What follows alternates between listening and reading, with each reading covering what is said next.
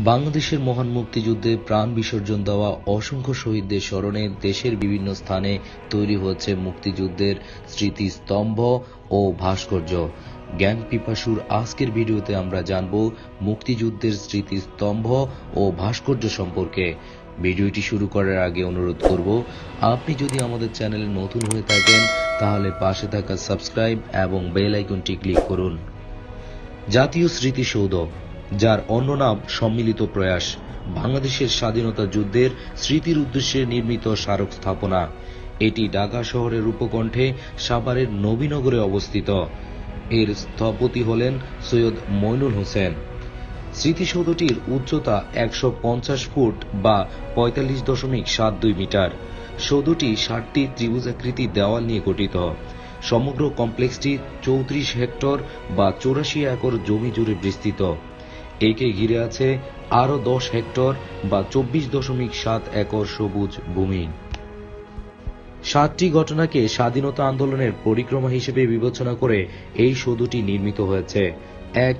১৯৫২ এর ভাষা আন্দোলন, ২. ১৯৫৪ এর যুক্তফ্রন্ট নির্বাচন, ৩. ১৯৫৬ এর ইসলামী শাসনতন্ত্র আন্দোলন, ৪.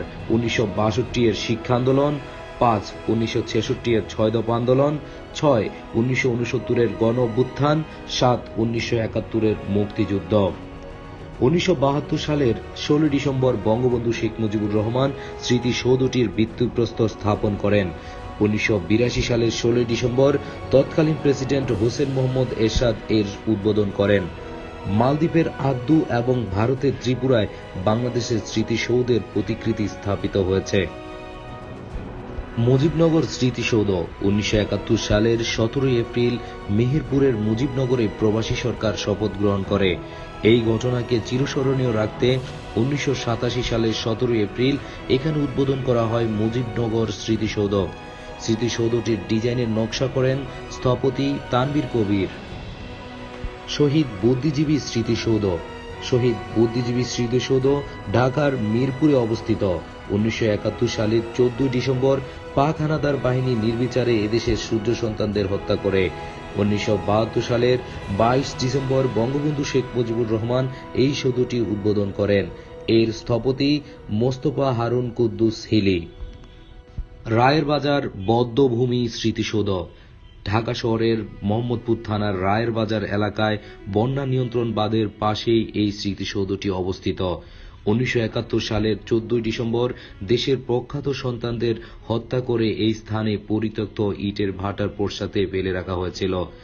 এই সকল সূর্য সন্তানদের স্মরণে ইটের ভাটার আদলে এই স্মৃতিসৌধ নির্মিত হয়। এই স্থপতি ছিলেন ফরিদ উদ্দিন আহমেদ ও জামি আল শাফি। জ্ঞানপিপাসুর আজকের পর্বে আমরা জানলাম মুক্তিযুদ্ধের স্মৃতিস্তম্ভ ও ভাস্কর্য সম্পর্কে। আমাদের পরবর্তী ভিডিও পেতে অবশ্যই লাইক, কমেন্ট, শেয়ার এবং সাবস্ক্রাইব করে পাশে থাকবেন। আসসালামু আলাইকুম।